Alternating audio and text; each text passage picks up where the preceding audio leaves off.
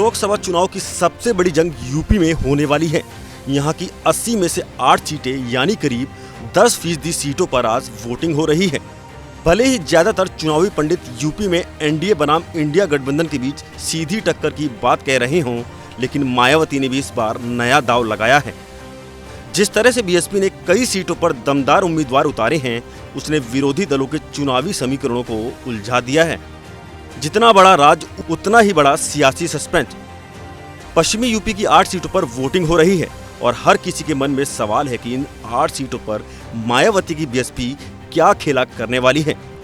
बड़ी बात यह है कि इन 8 सीटों में से पिछली बार 3 सीट सहारनपुर, बिजनौर और नगीना बीएसपी जीती थी, जबकि मुरादाबाद और रामपुर ये 2 सीट ऐसी थीं जिस पर समाजवादी पार्टी का सिक्का चला था और बाकी बची 3 सीट जिसमें कैराना, मुजफ्फरनगर और पीलीभीत है, वहां बीजेपी की जीत हुई थी। इसमें मुजफ्फरनगर और कैराना सीट ऐसी थी जहां बीजेपी को गठबंधन ने टक्कर दी थी। यानी पीलीभीत को छोड़ दिया जाए तो बाकी की सभी 7 सीट पर विरोधियों का असर दिखाई दिया था। अब चूंकि मायावती समाजवादी पार्टी के साथ गठबंधन में नहीं है, तो सवाल ये पूछा जा रहा है कि बीएसपी का प्रत्याशी कहीं इंडिया गठबंधन को ही डेंट तो नहीं करेगा। मुस्लिम वोटों को रिझाने में मायावती ने कोई कसर बाकी नहीं रखी है।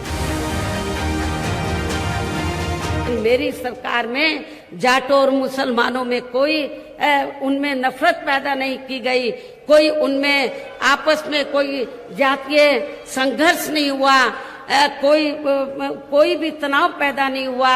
ये सब आप लोगों को मालूम है और इसी मानसिकता पर चलकर ही तो हमने जिनको चुनाव के मैदान में उतारा है वो इसी मानसिकता के हैं कि जो मुस्लिम और जो जाट समाज है, जो पूर्व में यहाँ नफरत पैदा की गई, उसको भाईचारे में तब्दील किया जाए। इसी मानसिकता के हमारे उम्मीदवार है। पहले चरण में यूपी में अधिकतर लोकसभा सीटें ऐसी हैं जहां मुस्लिम वोट निर्णायक है और मायावती ने इसी रणनीति के तहत प्रत्याशी भी उतारे हैं।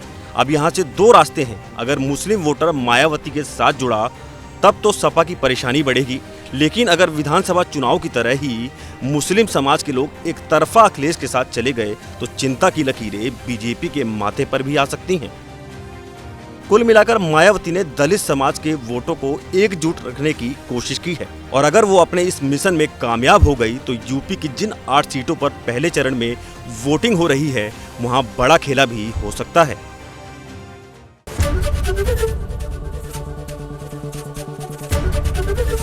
एबीपी गंगा, खबर आपकी, जुबान आपकी।